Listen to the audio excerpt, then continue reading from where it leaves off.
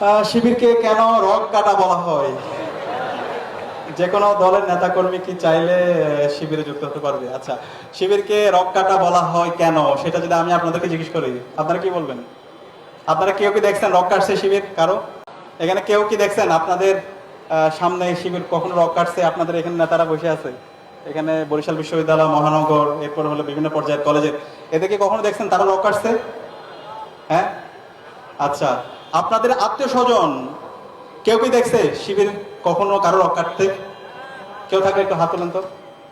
আমরা এটা সারা দেশে জিজ্ঞেস করি যখন যাই, শিবির এই যে রক কাটা একটা অপবাদ দেওয়া হয়, আপনারা কেউ দেখছেন কিনা? বলছেন আমরা দেখিনি। আপনাদের আত্মীয় স্বজন দেখছেন? না, দেখে নাই। তাহলে কেমনে এটা শুনলেন? ভাই, এটা শোনা কথা।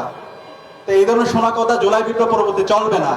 ইসলামী ছাত্র শিবিরকে আদর্শিক ভাবে মোকাবেলা করতে না পেরে এই কালচারাল ফেসিস্টরা, যারা বাংলাদেশের স্বাধীনতার সার্বভৌমত্বের জন্য থ্রেট, যারা এখানে দিল্লির এজেন্ডা বাস্তবায়ন করতে চায়, তারা ইসলামী ছাত্র শিবিরকে আদর্শিকভাবে মোকাবেলা করতে না পেরে তারা এই ধরনের দিল্লির বয়ান, বাকশালী বয়ান, সেটা ইসলামী ছাত্র শিবিরের উপর চাপিয়ে দিয়েছে। এই বয়ান জুলাই বিপ্লব পরবর্তী বাংলাদেশে চলবে না। ছাত্র শিবির এই সমাজের সবচেয়ে মেধাবী, যোগ্য এবং সৎ ছেলেপেলেরাই ছাত্র শিবির করে। ছাত্র শিবির ইতিহাসে কখনো কেউ কারো রক কাটছে, কারো ক্ষতি করছে, সেরকম কোনো এক্সাম্পল নাই। সুতরাং এই ধরনের অপবাদ যারাই দিবে তারাই এই দেশের শত্রু, তারা এই দেশের কল্যাণ চায় না, তারা এই জুলাইয়ের যে আকাঙ্ক্ষা সেটাকে তারা ধারণ করে না। তো আমরা অনুরোধ করবো, যারা এই ধরনের অপবাদ দেন সে অপবাদ থেকে বেরিয়ে আসেন, সুস্থ তারা ছাত্র রাজনীতি করেন। আপনাদের যদি কোনো এজেন্ডা না থাকে সেটা আমাদেরকে বলেন, তাহলে আমরা এজেন্ডা ঠিক করে দিই। ঠিক আছে? ওনাদের এজেন্ডা 10 মিনিট কথা বললে এখানে 8.5 মিনিটে হচ্ছে শিবিরকে নিয়ে বিষদগার। এইভাবে যদি করেন তাহলে তো আমরা দেখতে পাইছি বিপ্লব পরবর্তী তারা এগুলো করতে করতে আলটিমেটলি ছাত্র সংসদ নির্বাচন গুলোর সেই পরিণতি আমরা দেখতে পাইছি। এখন এই বয়ান, এই ক্যাসেট যদি আপনারা আরো বাজাতে থাকেন, সামনে যে কি হবে সেটা আপনারা বুঝে নেন।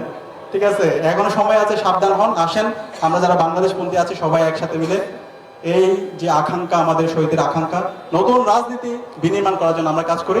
সে জায়গায় আমরা আপনাদেরকে সহযোগিতা করবো ইনশাআল্লাহ।